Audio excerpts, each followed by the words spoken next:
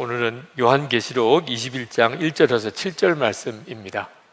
오늘 말씀이 이번 시리즈 설교 이기지 못할 시련은 없다, 이 시리즈 설교의 마지막 설교가 되겠습니다.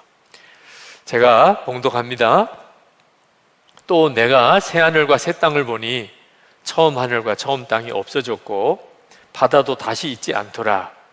또 내가 봄에 거룩한 성 새 예루살렘이 하나님께로부터 하늘에서 내려오니 그 준비한 것이 신부가 남편을 위하여 단장한 것 같더라. 내가 들으니 보좌에서 큰 음성이 나서 이르되 보라, 하나님의 장막이 사람들과 함께 있음에 하나님이 그들과 함께 계시리니 그들은 하나님의 백성이 되고 하나님은 친히 그들과 함께 계셔서 모든 눈물을 그 눈에서 닦아주시니 다시는 사망이 없고 애통하는 것이나 곡하는 것이나 아픈 것이 다시 있지 아니하리니 처음 것들이 다 지나갔음이로라.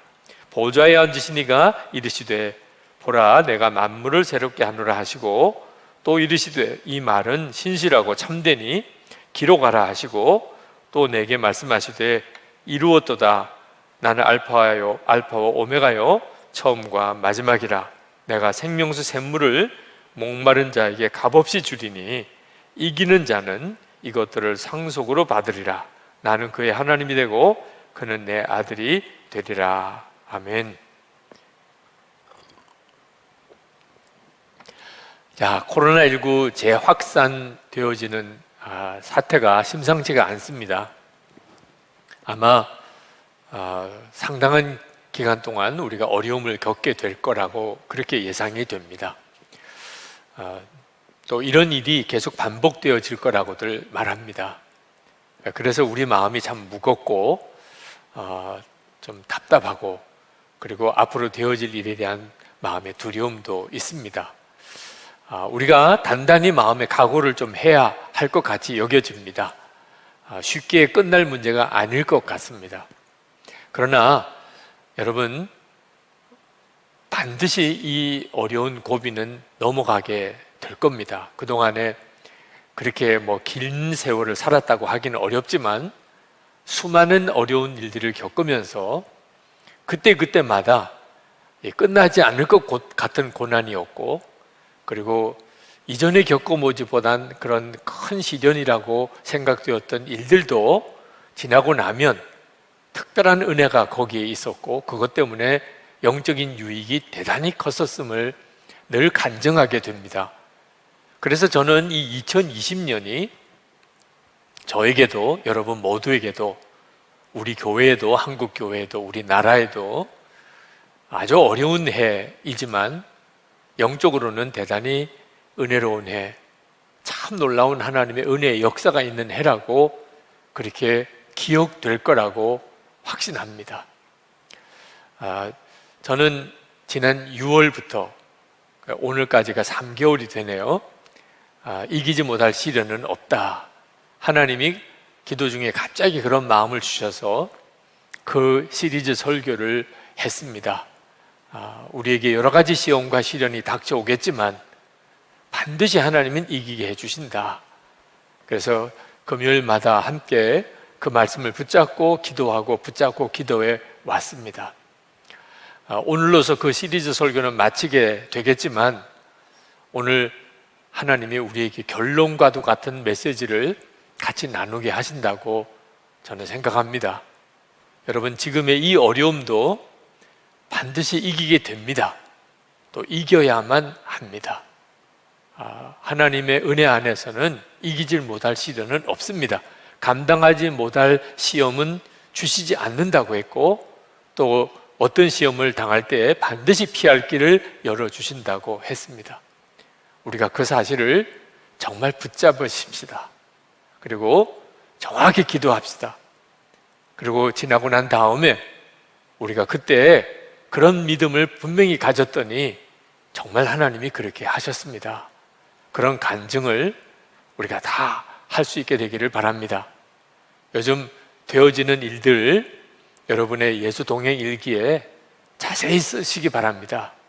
겪는 여러 가지 어려움들, 여러 가지 세상에 들려오는 이야기들, 실제로 여러분이 실제로 겪는 마음의 신앙적인 갈등과 시험들 있는 그대로 잘 기록하십시다. 그리고 하나님이 주시는 마음, 그리고 했던 기도, 그것도 동일하게 기록해 두시기 바랍니다. 나중에 가면 엄청난 역사적인 자료가 될 겁니다. 2020년이라고 하는 아마 그 타이틀로 아마 여러 권의 책이 나올지 모르겠습니다. 그때 여러분들의 예수동의 일기가 아주 소중한 역사 자료가 되기를, 하나님의 역사의 산 증거가 되기를 바랍니다. 사실 저는 이 코로나19 재확산이 되어지는 지금 상황에서 하나님은 아주 비상한 기도를 동일하게 하게 하신다고 그런 마음이 듭니다. 오늘 방역 당국의 발표에 의하면 사회적인 거리두기 이제 3단계로 가는, 거의 간거나 마찬가지의 조치가 내려지고 있더라고요.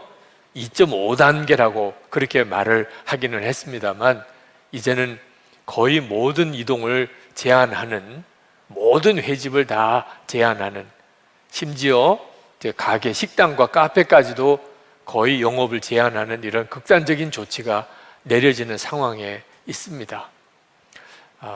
빨리 이 코로나 확산이 멈춰져야 하기 때문에 교회도 당연히 그 일에 잘 협력해야 될 거라고 생각합니다. 그러나 우리가 모여서 예배하지 못하는, 또 모임을 갖지 못하는 일은 당연히 정부 방침에 잘 따라야 하겠지만, 기도는 그 이전보다도 더 뜨거워야 한다고 생각합니다. 다니엘이 70년이면 다니엘 바벨론 포로 생활이 끝날 거다, 예레미야서를 읽고 그걸 깨닫고 난 다음에 그 날이 얼마 남지 않은 것을 알고 그가 21일 동안의 특별한 금식 기도에 들어갑니다. 물론 21일을 정해놓은 건 아닙니다. 기도하다가 21일째 응답의 천사가 온 거죠. 저는 지금이야말로 우리가 그런 비상한 기도의 시간, 그렇게 주님을 온전히 바라보는 시간을 가져야 될 때구나, 그런 생각이 듭니다. 그저 단순히 어디 이동도 하지 못하고 모임에도 가지 않고 모든 약속 다 취소하고 집에만 있어야 하는 것은 아닙니다. 이런 상황이 우리로 하여금 기도 시간을 주고 있잖아요. 그죠? 그전에는 사람도 만나야 되고 어디 가야 될 일도 있고 하다 보니까 못했던 기도, 하나님이 정말 기도만 하게 만들고 계시잖아요. 말씀을 그동안 잘 못 보셨던 분들, 성경을 볼 수 있는 시간을 하나님이 주고 계시잖아요. 주님과의 관계에 바빠서 주님과의 관계를 소홀히 하고 살 수밖에 없었다고 한다면 지금이야말로 그런 시간을 주시고 계시잖아요. 예수 동행 속해도 우리가 이 사람들을 만날 수가 없으니까 어쩔 수 없는 대안으로 예수 동행 속회를 하는 게 아니고, 사실은 그 전부터 그렇게 되었으면 하는 소원이 제게는 간절했었습니다. 모든 속회가 다 예수 동행 일기 나눔방이었으면 좋겠다. 그러나 교우들에게 그런 비슷한 이야기를 했더니 반응이 안 좋더라고요. 편안할 때는 그게 무슨 소리냐, 그렇게까지 해야 되냐, 그런 반응이었더라고요. 그런데 상황이 이렇게 큰 어려움 속에 우리가 몰려가고 만날 수도 없는 상황이 되고 성도들의 신앙생활을 서로 돌볼 수도 없는 그런 처지가 되고 보니까 다들 수긍해 주시더라. 그래서 예수 동행 속회가 이제 내일 모레 주일부터 D-Day입니다. 이미 상당한 많은 교우들이 이제 예수 동행 일기 나눔방에 들어와 계십니다. 주일부터는 한 사람의 교우도 빠짐없이 다 예수 동행 일기 나눔방에 들어오는 날이 이번 주일입니다. 하나님께서 편안할 때는 우리도 모르게 영적으로 긴장감이 풀어지고 느긋해지고, 그래서 하나님의 말씀대로 사는 것이 오히려 부담스러워지게 되었는데, 코로나19 확산으로 인한 위기가 우리를 영적으로 각성하게 만드는 거죠. 영적 대각성이 일어나고 있는 겁니다. 그죠? 이건 하나님이 우리에게 주신 특별한 기회라고 저는 믿습니다. 여러분, 바벨론 포로 생활, 그 포로로 끌려가기 전과 후가 달라요. 하나님은 선지자들을 보내서 이스라엘 백성들에게 아주 심각한 경고의 메시지를 계속 주셨어요. 바벨론으로 예루살렘이 다 무너지기 전에 정신 차리고 돌이키라고. 근데 그 때를 놓치고 나니까 바벨론 포로로 끌려가서 정신을 차린 거죠. 하나님께서 지금 우리에게 코로나19 확산이라는 걸 계기로 우리가 느슨해졌던 우리의 신앙을 바로잡아 주시는 정상적인 기도 생활, 말씀 중심의 생활, 성경 말씀이 그대로 사라지는 삶, 하나님께서 우리에게 지금 그 기회를 주고 계십니다. 지금 하셔야 돼요. 지금도 안 되면 그러면 우리는 정말 다 망가지고 난 다음에 그제서야 눈물로 하나님 앞에 정말 회개하고 돌이킬 수밖에 없는 때가 오게 될지도 모르겠습니다. 그러므로 지금부터 우리가 아주 비상한 마음으로 예수 동행 일기 나눈 방을 통해서 성도들이 계속 서로를 점검해 주면서 주님을 바라보고 주님과 동행하는 삶을 제대로 시작을 하고, 그리고 기도 생활 매일 새벽 기도회로부터 시작을 하고 생방송으로 계속 방송이 나가고 있습니다. 그리고 화요중보, 수요기도회, 금요성령 집회, 우리 은혜 받는 시간에 있는 그 자리에서 함께 들어와서 함께 은혜 받고, 매일 1시간 기도 반드시 지키고, 나중에는 습관이 되어서 안 하면 오히려 이상하게 될 정도가 되도록 말씀, 그동안 읽지 못했던 성경을 계속 읽어가는 생활을 이번에 제대로 한번 우리가 가져보십시다.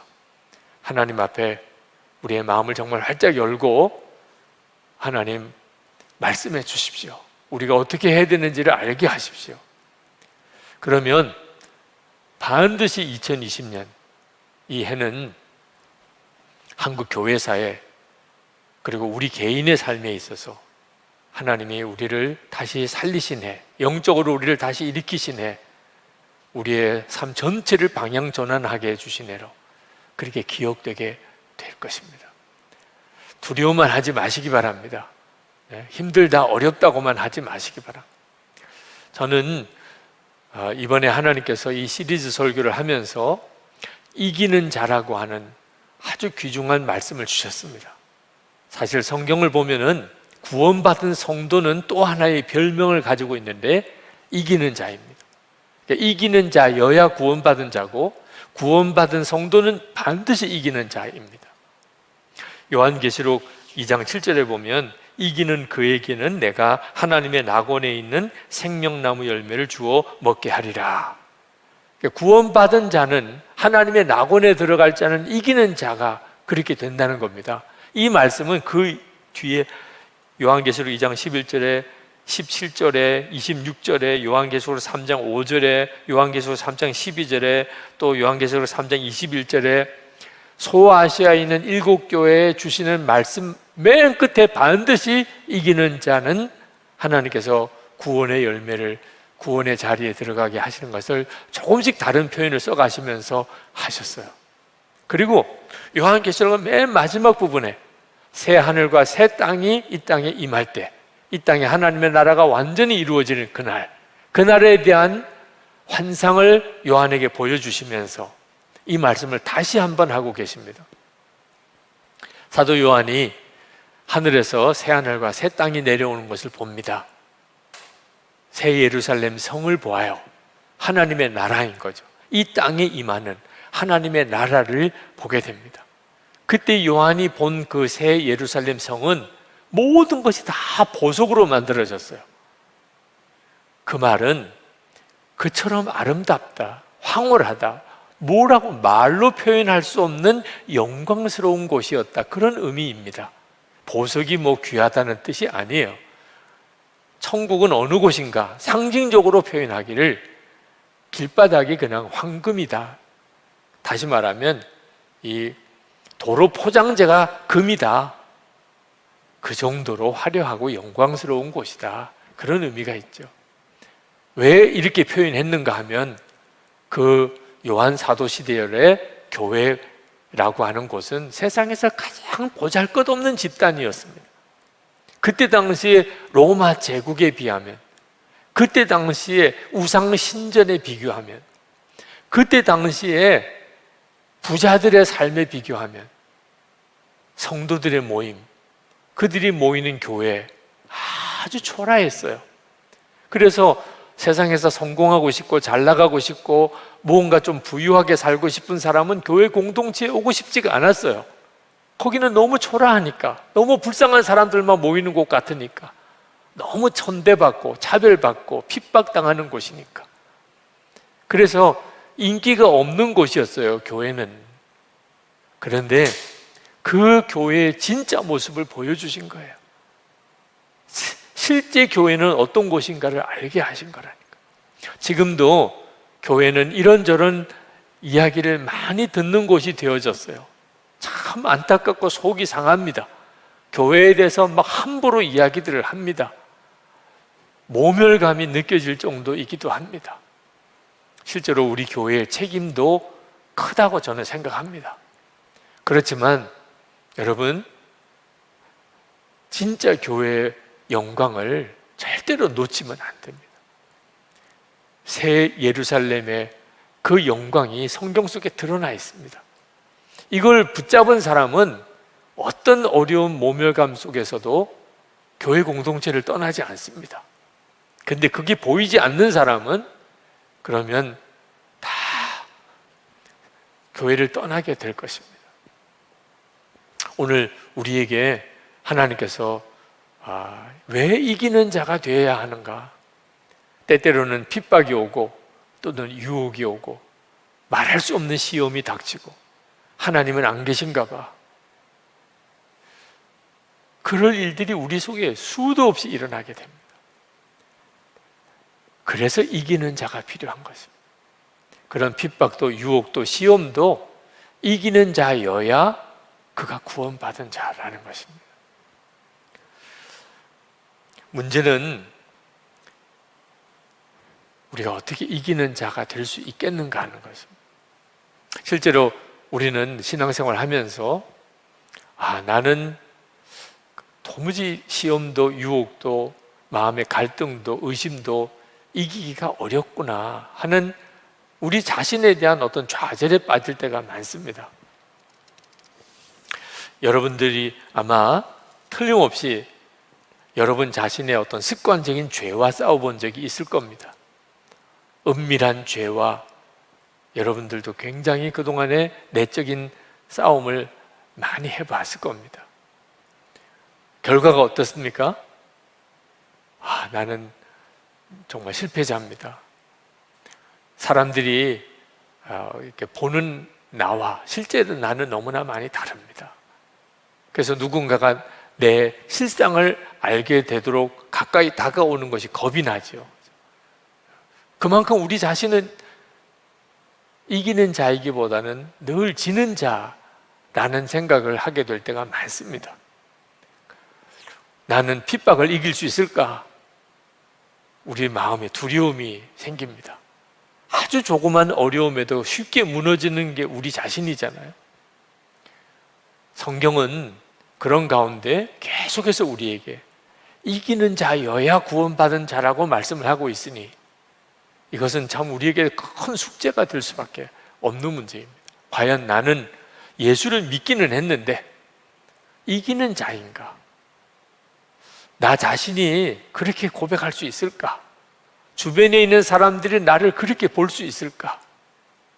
그 점에 대해서 우리 자신이 굉장한 사실 마음의 흔들림이 있습니다. 예수 동행 일기를 써보시라고 그래서 예수 동행 속회에 가입은 했지만 여러분 중에 내가 끝까지 잘 쓰리라 이렇게 믿어지는 분들이 그렇게 많지 않으실 겁니다.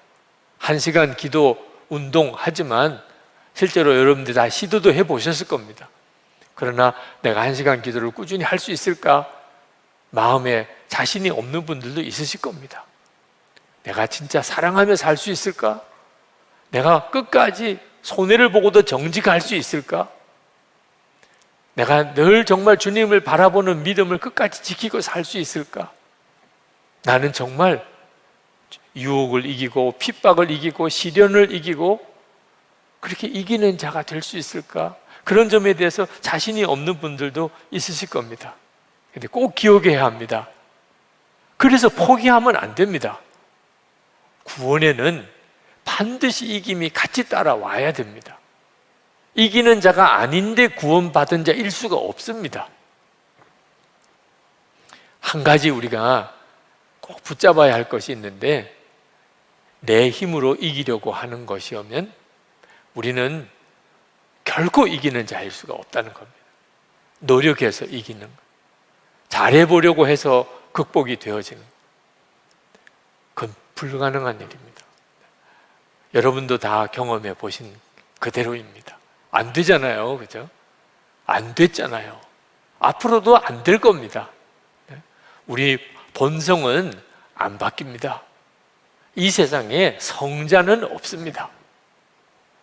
유혹도 안 받고 또 실패도 없고 실수도 하지 않는 그 마음에 탐심도 없고 교만함도 없고 정욕도 없고 음란한 유혹도 받지 않고 늘 거룩하고 깨끗한 생각만 하고 그런 사람은 없습니다.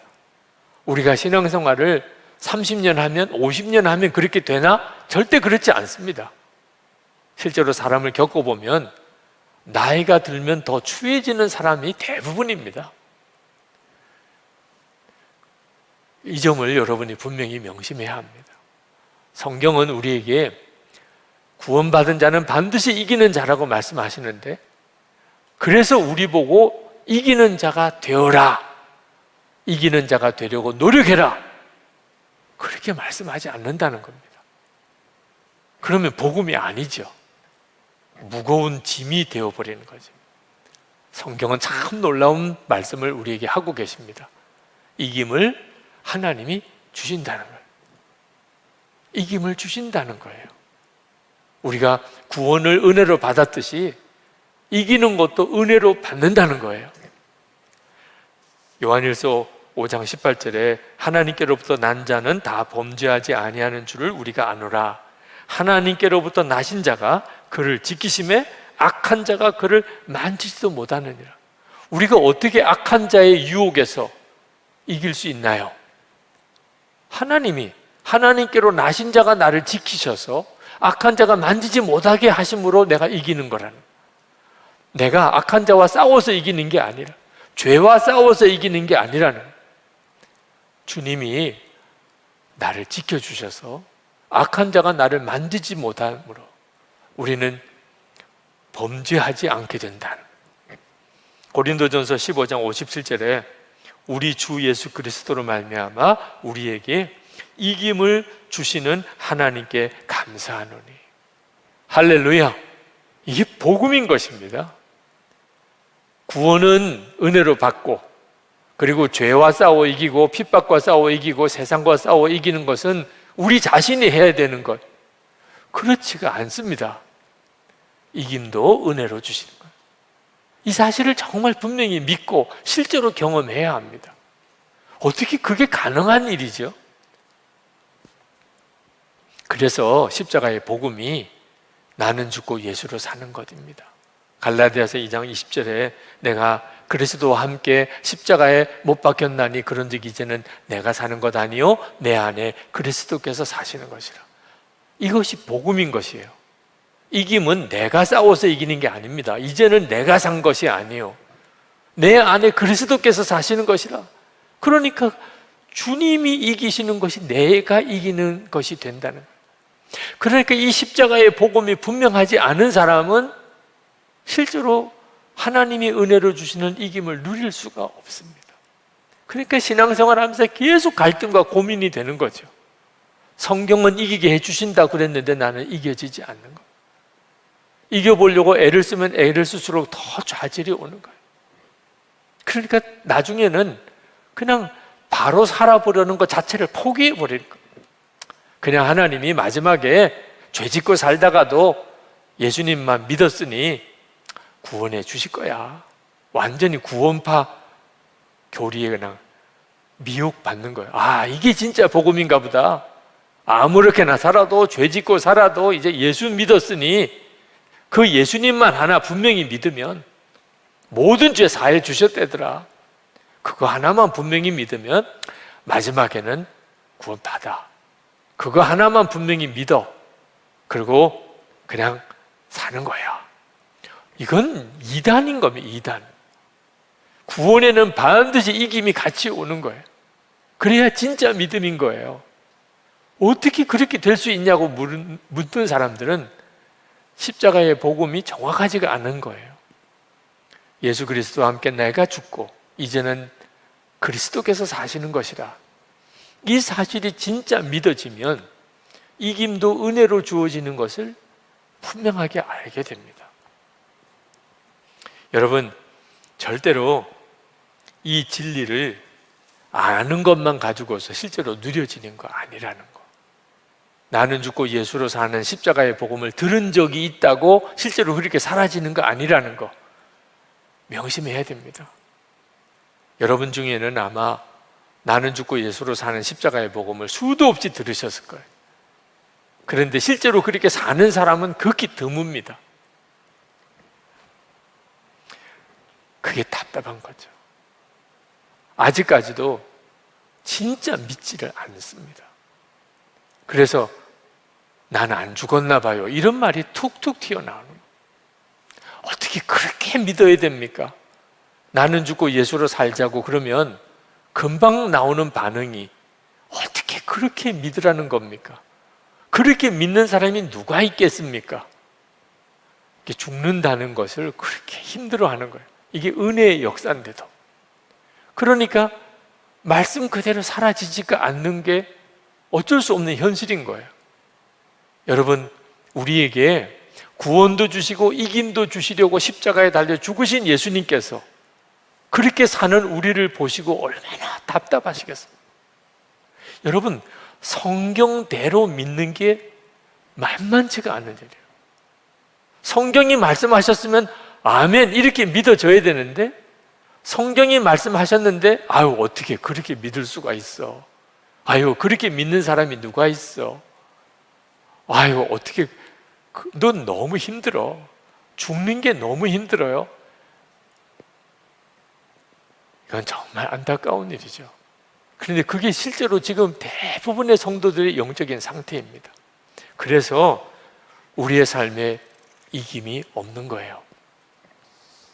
여러분은 저를 어떻게 보실지 모르겠습니다만 하나님께서 저에게 죽으라고 하시는 말씀을 하셨을 때 그때 저 개인적으로는 충격을 받았습니다. 그게 하나님이 저를 향한 평가셨거든요. 어지간한 사람 보고 죽으라고는 안 하잖아요. 저는 어떤 사람 보고도 너 죽어 이렇게 이야기는 안 했습니다. 세상에 재판정의 판사도 어지간하면은 사형 판결을 마지막에 안 하려고 한다고 들었어요. 어떻든지 그 사람에게 어떤 가능성을 보고 그저 정말 극악한 죄인이라도 무기징역을 주려고 한다는. 그런데 하나님은 저에게 죽으라고 하셨어요. 하나도 가능성이 없는 사람, 저에게. 그걸 제가 받아들이는 일이 처음에는 쉽지 않았습니다. 저는 저 자신에게 저를 바꿔낼 수 있는 어떤 그런 여지가 있다고 생각했어요. 바로 살아보려고 하고 또 저 자신을 좀 바꿔보려고도 하고. 그러나 하나님께서는 그런 저를 그냥 내버려 두셨어요. 우리가 우리 자신이 정말 죽었다고 주님 앞에 고백하기 전에는 절대로 하나님의 역사가 안 나타납니다. 그래서 하나님이 우리를 그냥 지켜보실 수밖에 없는 거예요. 우리 스스로가 뭘 해보려고 자꾸 애를 쓰니까. 제가 마음이 무너진 것은 제 내면의 죄입니다. 사람들 보기에는 그럴듯하게 살았지만 제 속에 일어나는 온갖 더러운 죄성들, 그리고 혈기, 그리고 교만한 마음, 정욕, 더러운 죄, 저 자신은 알지요. 그런 마음이 제 안에 있다는 걸. 분명히 하나님은 마음으로 짓는 죄도 실제로 지은 죄와 같다고 말씀하셨습니다. 그래서 이런 마음에 일어나는 죄를 없애려고, 그런 생각 안 하려고, 그런 마음 품지 않으려고 무던히 애를 썼지요. 안 되는 거예요. 그것이 주는 절망감이 있었어요.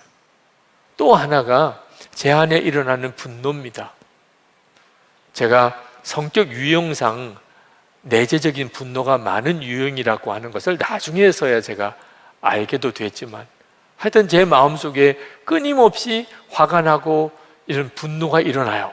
그러나 목사가 되어서는 그러면 안 되니까 제가 화를 내면 그것 때문에 오는 그런 그 다음에 수습이 안 되는 어려움은 더 큰 문제니까 화를 내지 않으려고 애를 쓰는 거죠. 그러나 제 속에 일어나는 이 끊임없는 분노는 해결이 안 되는 거예요. 결국은 하나님 앞에, 하나님, 저는 정말 구제불능입니다. 저 자신이 목사의 자격도 없고 설교할 자격도 없고 구원의 확신도 없고 계속 흔들리는 거예요. 저는 절대로 온전한 사람이 아니에요.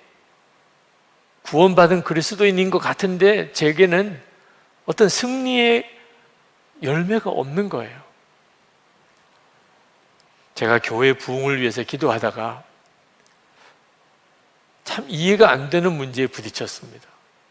제 안에 성령께서 오셨어요. 말씀을 통해서 너무나 분명하게 확인이 되었어요. 근데 그 성령님은 생수의 강이라고 하셨어요. 그런데 왜 제 안에 오셔서는 역사를 안 하시나 말입니다. 생수의 강이 제 안에 계신데 제가 말씀을 전하거나 목회를 하거나 하는 사역에는 왜 그런 생수의 강의 역사가 일어나지 않는가? 기도하다가 그 생수의 강을 가로막고 있는 뚝이 있다는 걸 알았어요. 성령의 역사를 가로막고 있는 겁니다. 그게 저 자신이었어요. 이건 정말 저에게 있어서는 너무너무 답답한 문제였습니다. 제가 성령께 완전히 복종하면, 그러면 잠깐 말씀을 전하는 시간에도 성령께서는 얼마나 놀라운 일을 하실까요? 제가 목회하는 교회 안에 얼마나 놀라운 일을 성령께서 하실까요? 그분은 생수의 강이시니까, 정말 바다 같은 은혜의 분이시니까, 나라와 민족도 살릴 수 있는 역사가 제 안에 고스란히 있는데 왜 이런 역사가 흘러가지 못할까? 그때 이 죽지 않은 저, 끊임없이 제 노력으로 뭘 잘해보려고 하는 것, 그전에는 그런 노력이 귀하게도 여겨졌었습니다. 자랑이기도 했었어요. 제가 남달리 열심히 목회를 잘해보려고 하는 것 자체가 그게 나쁜 일일 거라고 생각을 하지 않았습니다. 그런데 제가 해보려고 하는 것 때문에 성령님은 아무것도 못 하신다. 그게 저에게 있어서는 정말 저 자신의 심각한 문제라는 걸 알게 되었어요. 그러다가 결정적으로 저의 죽음을 고백하는 시간을 하나님이 저에게 허락하셨습니다. 교회 안에서 저에 대한 근거 없는 소문이 돌기 시작을 했습니다. 정말 억울한 소문, 전혀 그렇게 한 적이 없는데도 그렇게 했다고 하는 소문, 그리고 사람들이 다 그것을 믿는 것 같은 그런 상황이 벌어지는, 그런데도 제가 시시비비 따지거나 내가 그런 일을 하지 않았다고 공개적으로 밝힐 수도 없는 상황에 몰린 그때는 진짜 사람이 속이 다 썩어버리는 것 같더라. 그때 하나님께 기도할 때 나도 모르게 터져나온 고백이 바로 나는 죽었습니다 였어. 수도 없이 성경을 보고 알았어요. 갈라디아서 강의할 때, 로마서 강의할 때 우리 자아가 이미 죽은 거구나. 그리고 저 자신의 내면의 죄 문제, 그리고 제 안에 있는 어떤 분노의 문제, 그리고 말씀을 전하고 목회하면서 어떤 역사가 일어나지 않는 그런 답답한 문제에 부딪혀서 내가 죽지 않아서 이게 해결이 안 되는 거구나 알았어요. 근데 그날 처음 기도할 때 나는 죽었습니다. 그 고백이 제 입에서 터져나. 그거밖에는 기도할 수 있는 게 없었어요. 내가 죽었다니까. 나는 죽었습니다. 이젠 주님, 전 죽었어요. 이제 그냥 주님이 하세요. 나 어떻게 해볼 도리가 없어요. 그렇게 나는 죽었다는 고백을 한 10번을 그날 했던 것 같아요. 그리고 정말 놀라운 경험을 했습니다. 죽음이 저에게 임하는 것 같은 놀라운 체험을 했어요. 죽는 게 이런 건가? 제 속에 있는 억울함도, 분노도, 답답함도, 교인들에 대한 어떤 원망도, 미움도, 목회도 못하겠다고 하는 어떤 좌절감도 그냥 다 사라지는 거예요. 죽으니까 이런 거구나. 그동안에 왜 그런 문제로 내가 시달렸나? 내 자아가 옛사람이 안 죽고 있으니까 그 모든 것들로 인해서 내가 매여 있었던 거죠. 주님은 내 안에서 아무것도 하실 수가 없었던 거예요. 근데 그날 죽었습니다라는 고백 속에 비로소 죽음이 뭔지를 경험을 하고 그냥 저는 완전히 뒤집어졌어요. 그날처럼 많이 울었던 적이 없었어요. 주님의 마음을 달라고 구하고 주님의 마음에 얼마나 애통함이 많은지를 경험했던 것도 그날이었어요. 그리고 나는 죽고 예수로 사는 게 이런 걸 말하는 거구나. 그냥 정말 실제로 경험했어요. 죽지 않으면 정말 해결할 길이 없는 어떤 문제 앞에서 비로소 저의 죽음을 받아들이게 된 거죠. 그 다음부터 그 감이 생기고 나니까 그 다음부터 시련이 오거나 또는 어떤 큰 문제가 생기거나 어떤 시험이 닥치거나 할 때 나는 죽었습니다 하는 고백이 쉽게 나오기 시작했고 그리고 그 메시지를 어디 가서 전할 때 아주 분명한 확신을 가지고 전했어요. 물론 듣는 분들은 저하고 비슷하게 또 답답해 하세요. 죽는다는 게 도대체 뭡니까? 죽고 싶은데 안 죽어져요. 그러면서도 끊임없이 자기 노력으로 또 해결해 보려고 또 노력해 보려고. 주님은 역사 안 하시는 게 아니고 역사를 못 하시고 계시는 사람. 그런 비슷한 일을 다 비슷하게 겪으시더라. 여러분, 오늘 이 시간에 하나님께서 우리에게 어떻게 하면 우리가 이기는 자가 될 수 있는지에 대해서 다시 말씀해 주고 계세요. 주님은 이미 그 모든 은혜를 다 마련해 놓으셨어요. 우리가 정말 믿기를 원하세요. 나는 죽었습니다 라는 사실을 정말 믿기를 원하세요. 그래도 내가 좀 해볼 수 있는 여지가 있지 않겠는가? 그러면 끝이에요. 주님은 아무것도 못하세요. 내 노력으로, 내 열심으로, 내 지혜로, 내 방법으로 뭘 해보려고 하는 순간에 그건 오히려 주님을 아무것도 못하게 만드는 거나 똑같아요. 그래도 나는 조금 선한 게 있고 착한 게 있고 잘하는 게 있고 그러면 실패해요. 결국 나는 죽고 예수로 사는 건 아니니까. 너무너무 나쁜 사람, 정말 악한 사람일지라도 나는 죽었습니다. 예수님 내 생명이십니다. 그렇게 고백이 되면 그는 반드시 이기게 돼요. 우리 자신에게 달린 문제가 아니에요. 얼마나 성품이 좋으냐 나쁘냐, 능력이 있으냐 없느냐, 집안이 기독교 집안이냐 아니냐, 아무 상관이 없어요. 본래 성질이 어떤 사람이냐, 어릴 때부터 쓴뿌리가 있었냐 없었냐, 뭐 행복한 가정에서 자랐냐, 불행한 가정에서 자랐냐, 아무 상관이 없어요. 십자가의 복음이 나는 죽고 예수로 사는 것을 진짜 믿었냐, 나 자신에 대해서는 이제는 진짜 절망했냐, 아니냐, 거기에만 달려 있어요. 팀 켈러 목사님이 거짓 신들의 전쟁이라는 책에서 이런 글을 쓰셨더라고요.